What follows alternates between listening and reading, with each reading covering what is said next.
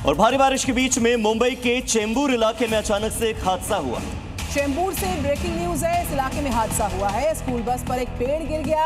हादसे में एक छात्र की मौत, 4 बच्चे जख्मी। जिम्मेदार लोगों के खिलाफ कड़ी कार्रवाई होगी, ऐसा कहना है बीएमसी का।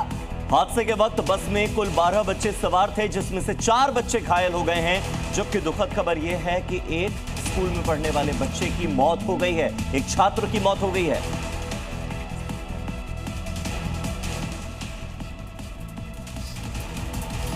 मुंबई के चेंबूर इलाके में भारी बारिश ने एक मासूम की जान ले ली। प्राइवेट स्कूल बस पर पेड़ गिर गया। पेड़ गिरने से बस का अगला और बीच का हिस्सा बुरी तरीके से दब गया। बस के अंदर मौजूद बच्चों की चीख पुकार सुनकर आसपास के लोग बस के पास पहुंचे। स्थानीय लोग, पुलिस और फायर ब्रिगेड ने घायल बच्चों को बस से बाहर निकाला, जिनमें एक बच्चा बुरी तरीके से जख्मी अस्पताल में भर्ती कराया गया, जहां उसने दम तोड़ दिया। उधर मुंबई के पॉश इलाके वर्ली में भी भारी बारिश की वजह से लोगों को भारी परेशानियों का सामना करना पड़ा।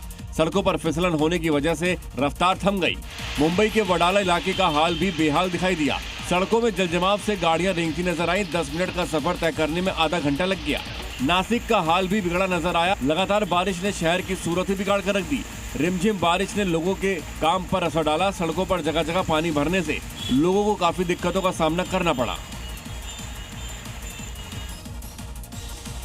और हिमाचल प्रदेश के शिमला से बड़ी खबर है। बरसात के बाद शिमला में लैंडस्लाइड की जानकारी सामने आ रही है। शिमला मनाली हाईवे पर अचानक से मलबा गिर गया। शिमला मनाली मार्ग पर कुछ देर तक यातायात बाधित रहा, प्रभावित रहा। तस्वीरें आपकी टीवी स्क्रीन पर। लोग यहां से कैसे मलबे के ऊपर से पैदल गुजरते हुए नजर आ रहे हैं, जरा लोगों की दिक्कत समझिए। ये शिमला मनाली हाईवे की तस्वीर। हिमाचल के कई ऐसे इलाके हैं जहां इस वक्त मौसम की दोहरी मार वो इलाके झेल रहे हैं। तो कुछ इलाकों में ग्लेशियर पिघल रहा है। दूसरी तरफ मानसून की एंट्री से कई इलाकों में बादल फटने की घटना आम हो गई है।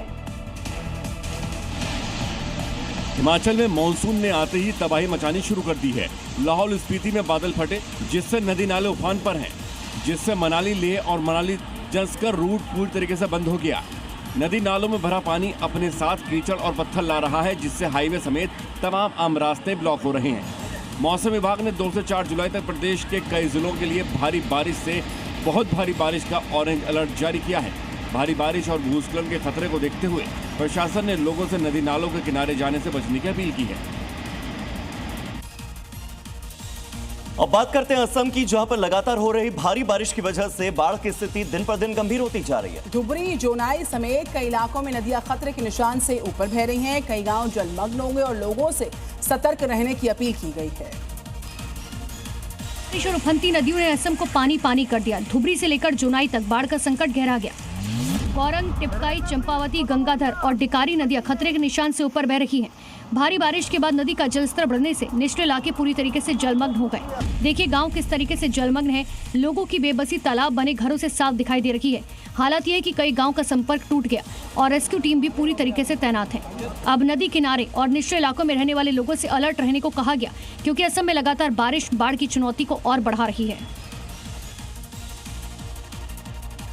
उत्तराखंड के ऊपरी इलाकों में लगातार हो रही बरसात का असर अब नदियों पर साफ साफ दिख रहा है। रुद्रप्रयाग में अलकनंदा नदी का जलस्तर लगातार बढ़ रहा है और फिलहाल नदी खतरे के निशान से तो नीचे है, लेकिन प्रशासन ने एहतियात के तौर पर निगरानी बढ़ा दी है।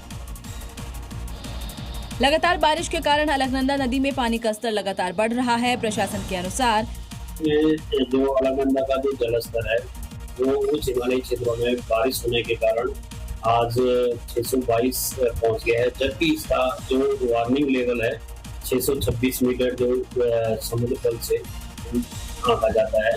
रुद्रप्रयाग आपदा प्रबंधन विभाग नदी के जलस्तर और असंवेदनशील इलाकों की लगातार निगरानी कर रहा है, साथ ही हर स्थिति से निपटने के लिए भी तैयार है।